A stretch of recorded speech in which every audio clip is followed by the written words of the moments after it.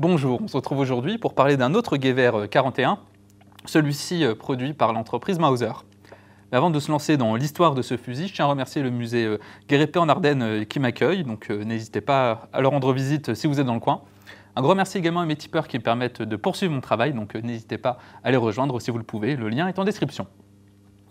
Les Gewehr 41 découlent d'une volonté de l'état-major allemand de développer rapidement un fusil semi-automatique selon un cahier des charges plus ou moins contre-productif. Avant le début de la Seconde Guerre mondiale, les ingénieurs allemands vont travailler sur le développement de fusils semi-automatiques de manière un peu clandestine à cause du traité de Versailles. Et dès que la guerre va commencer, on va un peu abandonner ces recherches pour se concentrer sur la fabrication d'armes déjà existantes. Mais en 1940, le commandement allemand va se réintéresser aux fusils semi-automatiques, peut-être après avoir rencontré les SVT-40 et M1 Garand, et à ce moment-là, il souhaite adopter une arme équivalente, et ce, très rapidement. En revanche, le cahier des charges requis va être problématique à cause peut-être d'un certain scepticisme par rapport à ce type d'arme. En effet, on trouvera dans ce cahier des charges 3 critères majeurs. Le premier, c'est qu'aucun trou ne devait être fait dans le canon pour le prélèvement de gaz afin de ne pas perdre en précision. Également, on avait pensé que ça allait entraîner une baisse de vélocité du projectile. Et enfin, on pensait que ce trou allait s'éroder au fur et à mesure, rendant ainsi le canon moins précis et endommagé.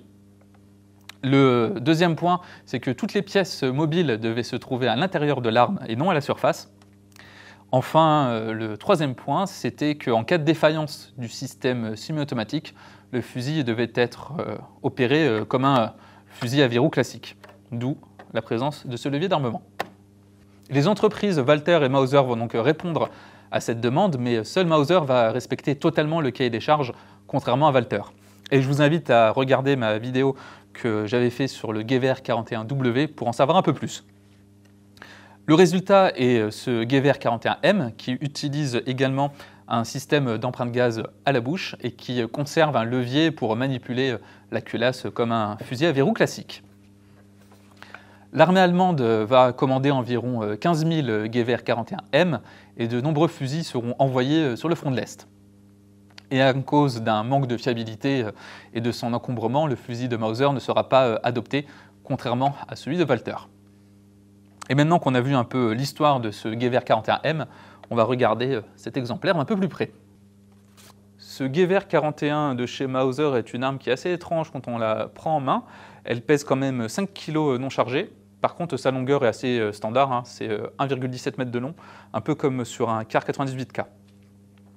Au bout du canon, on peut voir notre système d'empreinte gaz, mais j'y reviendrai tout à l'heure lorsqu'on le démontera. On a également un tenon de baïonnette standard. Également, on devrait avoir normalement une tige de nettoyage en dessous. Le chargeur contient 10 cartouches et c'est un chargeur qui est non amovible. Les organes de visée sont plutôt classiques pour une arme allemande de l'époque, avec un guidon qui est totalement protégé et une hausse réglable jusqu'à 1200 mètres. Le démontage du Gewehr 41M n'est pas très compliqué. On va enlever cette partie-ci à l'extrémité du canon et c'est cette pièce qui va faire office de piège à gaz. On a un petit bouton ici, un peu comme sur un AK en fait.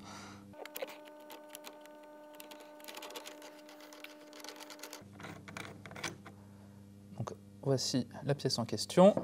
Ensuite, toute la partie sur laquelle on a le guidon, on va la retirer. Et on peut voir cet anneau, qui est notre piston en fait.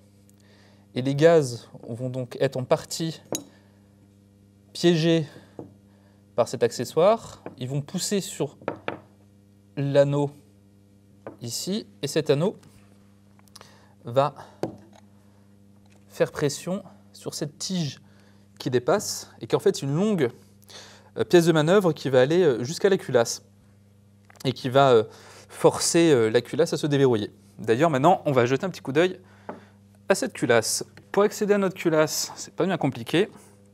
On a 2 boutons sur lesquels on appuie et on peut ouvrir la trappe. Donc voici notre culasse.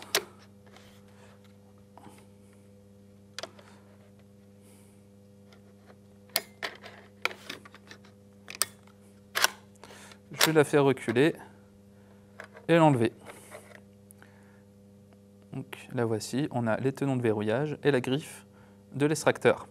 Et on a un petit ergot en bas qui vient en fait s'attacher au levier d'armement, c'est ce qui va permettre de la faire bouger. À l'intérieur, on ne voit pas spontanément le ressort récupérateur, mais en fait, il existe et il est contenu en fait dans le levier d'armement. Quand je vais faire tourner le levier d'armement, on va pouvoir l'observer. Et quand le levier d'armement va être totalement abaissé, le ressort récupérateur va faire pression sur la culasse. Et à ce moment-là, le mécanisme semi-automatique fonctionne. On peut voir ici le mécanisme de sûreté. Donc là, en position feu, c'est totalement plat. Et notre percuteur, qui est ici, va pouvoir partir en avant quand on appuie sur la queue détente. Et quand on active la sûreté, ça va tout simplement bloquer le percuteur, car on peut voir ici que c'est désormais circulaire, et ça va s'insérer dans cette partie, ce qui va bloquer tout mouvement du percuteur. Et là, on peut mieux voir donc, le ressort récupérateur qui est contenu dans le levier d'armement.